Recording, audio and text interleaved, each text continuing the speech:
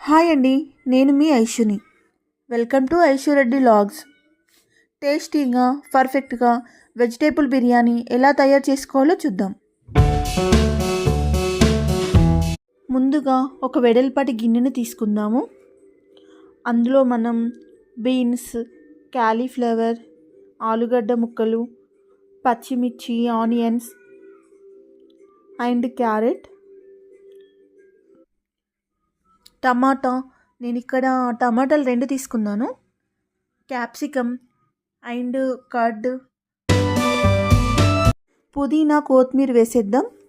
అందులోనే కొద్దిగా కారం, సాల్ట్, పసుపు, ధనియాల పొడి, గరం మసాలా పొడి, అల్లం వెల్లుల్లి పేస్ట్, ఆయిల్ వేసి ఇందులోనే ఎవరెస్ట్ మసాలా పొడి, కొద్దిగా పన్నీర్ ముక్కలు వేసి ఈ మిశ్రమం బాగా కలుపుకుందాం. ఇలా బాగా కలుపుకొని మూత పెట్టేసుకోండి. ఇప్పుడు బాస్మతి రైస్ని తీసుకొని 2-3 టైమ్స్ వాష్ చేసుకోండి. నేనైతే ఈ రైస్ని రైస్ కుక్కర్లో పెట్టేస్తున్నాను, కొంచెం ఈజీగా అవుతుందని. ఇందులో కొద్దిగా కొత్తిమీర, సాల్ట్, బఠానీ, గీ వేసుకొని ఆన్ చేసుకోండి. రైస్ ఉడికేలోపు మనం ఇందాక వెజిటేబుల్స్ అన్నీ కలిపి పెట్టి పక్కకు పెట్టుకున్నాం కదా, ఆ గిన్నెని స్టవ్ పైన పెట్టి ఉడికించుకుందాం. చూడండి, వెజిటేబుల్స్ ఇలా ఉడికితే టేస్ట్ బాగుంటుంది. అందుకే కొంచెం ఒక 10 మినిట్స్ అలా ఉడికించుకోండి, బాగుంటుంది.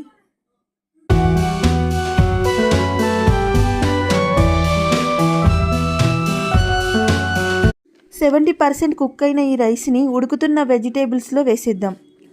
రైస్ మొత్తం ఈ గిన్నెలో వేశాక తరిగి పెట్టుకున్న కొత్తిమీర, పుదీనా, గీ వేసి మూత పెట్టేసుకొని దీనిపైన ఒక బరువైన వస్తువు పెట్టి ఒక 10 నిమిషాలు లో ఫ్లేమ్లో ఉడికించుకోండి.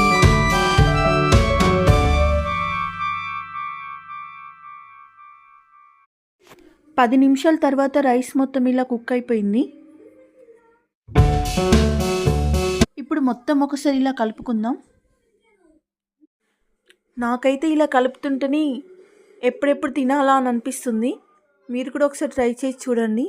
సింపుల్గా చాలా ఈజీగా అయిపోతుంది, ఎక్కువ టైం కూడా ఏం పట్టదు.